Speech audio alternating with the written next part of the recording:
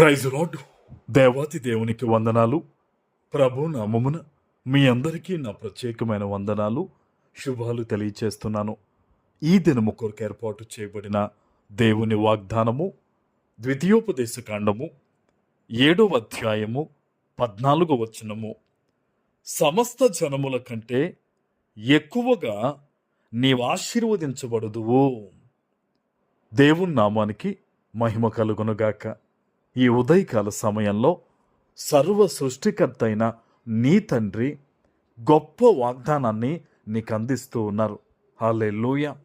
ఈ దినము ఎంతో ఆశ కలిగి దేవుని వాగ్దానం వైపు నీవు చూస్తున్నావు కదా.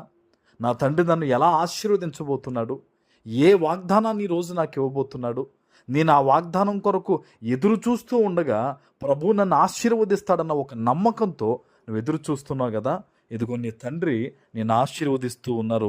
సమస్త జనముల కంటే ఎక్కువగా నువ్వు ఆశీర్వదించబడతావు. ఆమెన్. బహుశా ఈరోజు ఈ వాగ్దానం వినేటప్పుడు నీ జీవితంలో కొన్ని రకాల ఇబ్బందులు గుండా నువ్వు వెళుతూ ఉండొచ్చు. ఆర్థిక పరంగా, ఆరోగ్యపరంగా, కుటుంబ గొడవలు కానీ మరి ఏదైనా సరే. అయితే ఈ వాగ్దానాన్ని విన్న వెంటనే దేవుని సన్నిధిలో మోకరించి నువ్వు ప్రార్థన చెయ్యాలి. అయ్యా, ఇదిగో నా స్థితిగతులు, అయితే నువ్వు వాగ్దానం చేసావు నాయన, వాగ్దానం చేసిన వాడివి తప్పకుండా నువ్వు నెరవేరుస్తావు గనక ఈ వాగ్దానం నా జీవితంలో నెరవేరినట్లు నీకు నచ్చని రీతిగా బ్రతికే విధంగా నన్ను మలచి ఆశీర్వదించు ప్రభువా అని నువ్వు ప్రార్థన చేసినట్టయితే తప్పకుండా మాట ఇచ్చిన దేవుడు నీ జీవితంలో తన మాటను ఈ దినమే నెరవేరుస్తారు. ఆమెన్. అపవాది నీకేం చెప్తాడో తెలుసా?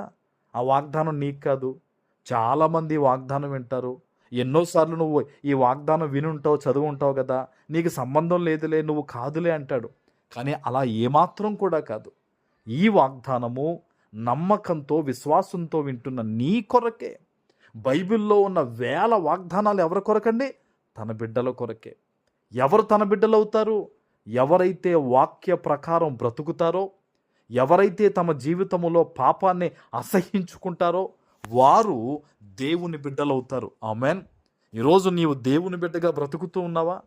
కేవలం వాక్యాలు, వాగ్దానాలు వినేసి నీ చిత్తానుసారంగా నీ జీవితాన్ని నీవు జీవిస్తున్నావా అనేది ఒక్కసారి ఆలోచన చెయ్యాలి. ఎందుకంటే ప్రతి దినము దేవుడు మన జీవితంలో ఒక రోజుని ఇస్తూ ఉన్నాడంటే అది మహాకృపను బట్టే, ఆయన కృపను బట్టే. మనకున్న డబ్బును బట్టి, మనకున్న పేరు ప్రఖ్యాతను బట్టి కాదు, మనం తీసుకునే ఆహారాన్ని బట్టి కాదు.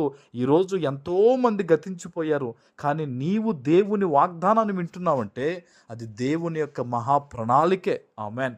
ఆయన నిన్ను ప్రేమిస్తున్నాడు గనుకనే ఈరోజు ఈ వాగ్దానాన్ని వినగలుగుతున్నావు. ప్రియ దేవుని బిడ్డ, నువ్వు ఎక్కడి నుంచి మాట వింటున్నా సరే, నిన్ను చూసిన దేవుడు, నీ పరిస్థితిని ఎరిగిన దేవుడు, నీ కన్నీటిని తన దోసిటిలో పట్టుకున్న దేవుడు నీకే వాగ్దానం ఇస్తున్నాడు. సమస్త జనముల కంటే నువ్వు అనేక రకాలుగా హెచ్చించబడబోతూ ఉన్నావు. ఆమెన్. నమ్ము. దేవుని వాగ్దానాన్ని నమ్మి విశ్వాసంతో ప్రార్థన చేయి. ఉపవాసం ఉండు దేవుని సన్నిధిలో. దేవుడు మెచ్చిన, ఆయనకు నచ్చిన రీతిలో నీ జీవితాన్ని నువ్వు బ్రతకగలిగితే గనక, ఈ లోకము కొరకు, లోకంలో ఉన్న వాటి కొరకు బ్రతకకుండా ప్రభు కొరకు నువ్వు నిలబడితే గనక తప్పకుండా దేవుడు అనేక మంది కంటే నిన్ను గొప్పగా ఆయన ఆశీర్వదిస్తారు. ఆమెన్.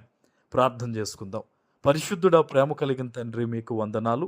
ఈ ఉదయకాల సమయంలో మీరిచ్చిన ఈ గొప్ప వాగ్దానము ప్రతి బిడ్డ జీవితంలో నెరవేర్చి స్థిరపరచమని యేసు నామమున ప్రార్థిస్తున్నాను తండ్రి.